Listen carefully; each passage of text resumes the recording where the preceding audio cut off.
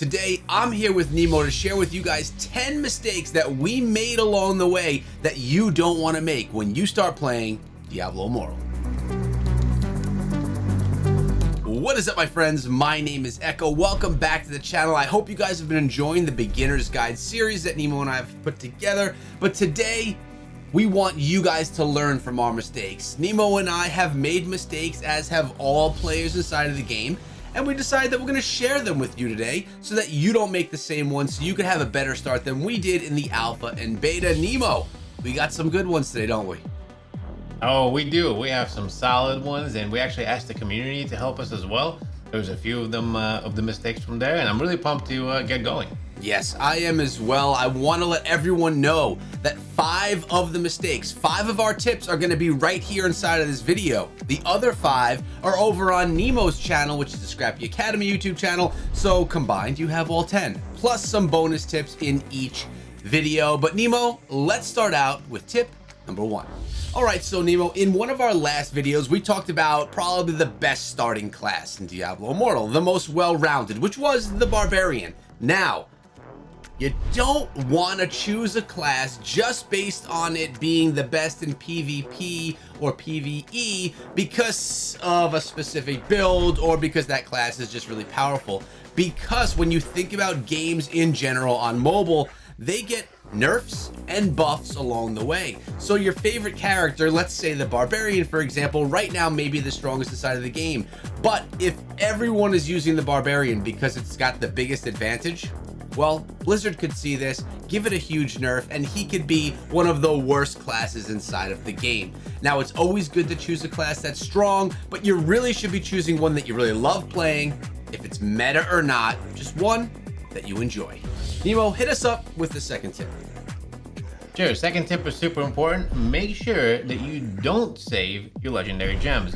I noticed that a lot of people, including myself, would get these legendary gems and we would sit on them.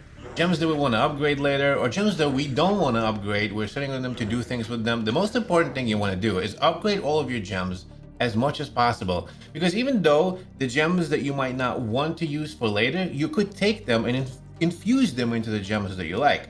So if you have a few gems that you're not really super interested in, if you upgrade them, you can benefit from their power until you find a gem that you like that's better. Because once you do that, you could take these gems and then infuse their gem power, gem boost, into the gems that you do like. A lot of people don't save, they just put their gems in their pack and they just leave them there, and they're not benefiting from the actual upgrades that they give you for the ORDR and your levels. It's very important to get your gems as high as possible, as soon as possible. Yeah, and Nemo, honestly, that sounds confusing, and I can see new players just getting confused by everything that you just mentioned. But honestly, to simplify it, upgrade your gems. It's going to benefit you in the long run. You'll gain an understanding as you go, and you'll have a bigger advantage. And if you want to know more about gems, I have a gem guide on my channel that I've made just a few months ago. Go check it out. It'll give you a more in-depth look into gems. But we're not here to talk about that video. We're here to talk about tips. And we're on the third mistake, the third thing that you don't want to do. And you don't want to forget about your upgrade slots. You don't want to forget about upgrading your gear. Now, when I first started playing Diablo Immortal, Nemo, I said, ooh, I have this weapon. Do I want to upgrade this weapon? Because I know I'm going to find one that I like better, and I don't want to waste any of my resources for upgrading. Well, Diablo Immortal does this perfectly. It's one of my favorite features in the game. You're not actually upgrading a piece of gear.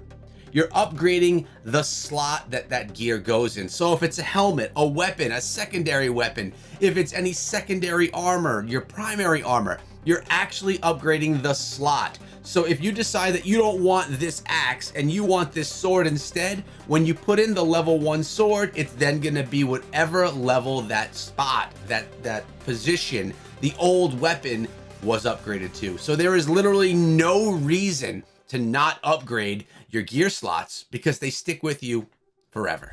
Oh, and Echo, it's really important to make sure that you upgrade these things evenly. The offensive, defensive rating, your XP, and your gear slots should all be upgraded evenly, because if you just do one and forget the other, you're going to be stuck waiting to get that up so it all gets nice and even. Gear slots are super important. Thanks, Nemo. I appreciate you having my back, but you have tip number 4. You have another one ready for us. Another mistake that people just can't make.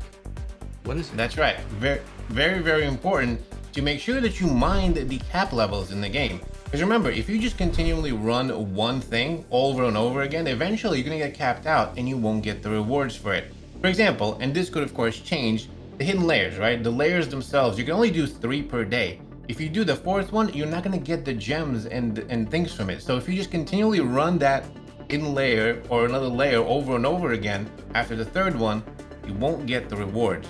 So it's really important to understand what the caps are if you're playing a lot, because you want to make sure that you maximize the rewards that you're getting. That's a great one, Nemo. And I want to just dive right into our final tip before we get into our bonus tips, of course, as well. Now, something that you and I played the most of, probably when we played together, besides the campaign, was probably rifts. And my favorite are the Elder Rifts. Now, when you get these legendary gems, you get some from grinding. You get a bunch more if you decide to spend money inside of the game, which of course you and I both did do. You don't want to run Elder Rifts alone, especially when you're throwing in your legendary crests or your rare crests as well. Reason for this is, if I put in 10 legendary crests, if I put in 1 legendary crest, if I run it alone, I'll be getting a legendary gem for each of the crests that I put inside of that rift. But if I bring a teammate along, or 2 or 3 teammates along with me on that journey, they all are going to get some other resources that are called embers. Now, embers can be used and they can turn things into, or purchase, you could use them to purchase legendary gems later on. It takes a lot of embers, but it is a reward that you get for free. It's Blizzard saying thank you for running an Elder Rift with someone that's using a legendary gem. So when you're running rifts, Elder Rift specifically, utilizing legendary gems specifically, bring a friend. You're basically giving them a present. And not only that, if your friend is the one that has the legendary gems and you don't have any, if you have a whale of a friend who's spending a bunch of money buying legendary gems like crazy, you better tell that friend, wait for me, I want to come, I want to join you, and I want to get those free rewards myself. Now, Nemo, since you're the guest on the channel, I'm going to let you give everyone today's bonus tip. What is it? Well, thank you, sir. Thank you. So a bonus tip comes in 2 parts today, actually. We're going to give you 2 little tips here. Number 1, make sure that you chain massacre your kills. I see a lot of people, and myself, when I was first started to play the game, I would just kill one enemy, and I would kill another enemy, and if there was another enemy there, sometimes I wouldn't chain and kill him. But if you can chain and get yourself the maximum bonus, that gives you extra XP after the chain kill is done. So if you can get up to 99 or whatever it is, you can get a lot more XP. A lot of new players don't take advantage of, they don't understand. So you want to go on those chain kill streaks, get as many as you can and continually get them. The faster you kill enemies, the more you can line up that kill streak, and then eventually it'll explode and gives you a good amount of XP. It's really important. And the second tip we have for you is SCORIA. A lot of players don't understand what SCORIA is. From the start, you want to make sure that you stockpile all of the SCORIA you have, because you're going to need it for the Heliquary upgrades.